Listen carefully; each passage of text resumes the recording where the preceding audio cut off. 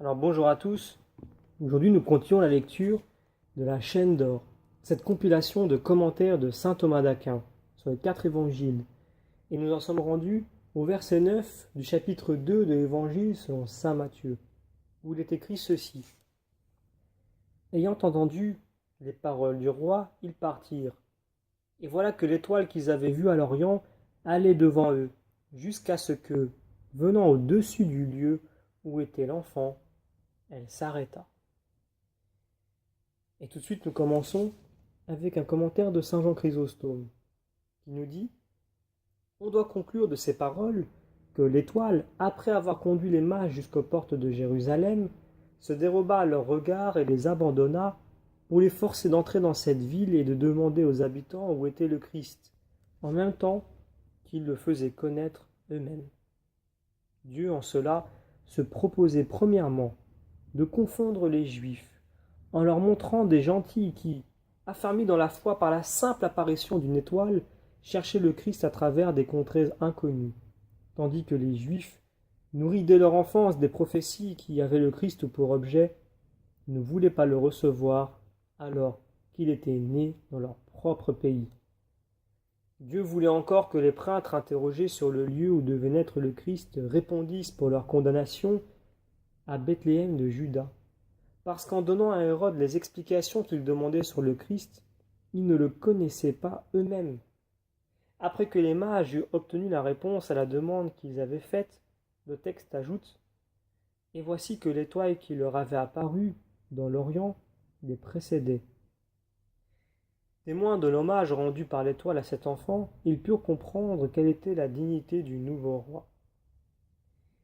Et saint Augustin, qui va nous commenter cet hommage qui est rendu au Christ dans son sermon sur l'Épiphanie, en disant « Et pour que cet hommage rendu au Christ fût plus éclatant, l'étoile ralentit sa marche jusqu'à ce qu'elle eût amené les mages au pied de l'enfant. Elle se mit à la disposition des mages, mais sans leur commander. Elle montra au Sauveur ses adorateurs, éclaira la grotte d'une abondante lumière, inonda le toit de cette étable de ses rayons éclatants et disparut ensuite. » C'est ce que l'évangéliste indique lorsqu'il ajoute « jusqu'à ce que, étant arrivée sur le lieu où était l'enfant, elle s'y arrêta. » Et saint Jean Chrysostome continue à nous commenter cette situation en indiquant « Qu'y a-t-il d'étonnant que le soleil de justice, sur le point de se lever, ait voulu être annoncé par une étoile miraculeuse ? Elle s'arrêta au-dessus de la tête de l'enfant comme pour dire « c'est lui ». Elle le désignait en s'arrêtant au-dessus de lui parce qu'elle ne pouvait le faire en parlant. » Et la glose nous rajoute ce commentaire. On voit par là que cette étoile se trouvait dans notre atmosphère et qu'elle était fort proche de la maison où était l'enfant. Autrement, les mages n'auraient pu distinguer cette maison. Et saint Ambroise, qui continue à commenter sur cette étoile en disant qu'elle est la voix, et la voix c'est le Christ. Car par le mystère de son incarnation, il est comme une étoile brillante, étoile du matin, qu'on ne peut voir dans les lieux où règne Hérode, mais qui réapparaît de nouveau là où habite le Christ pour nous montrer le chemin. Et saint Rémi, lui aussi, de commenter sur cette étoile en disant « On peut dire encore que l'étoile figure la grâce de Dieu, comme Hérode est le symbole du démon. Or, celui qui se soumet au démon par le péché perd aussitôt la grâce.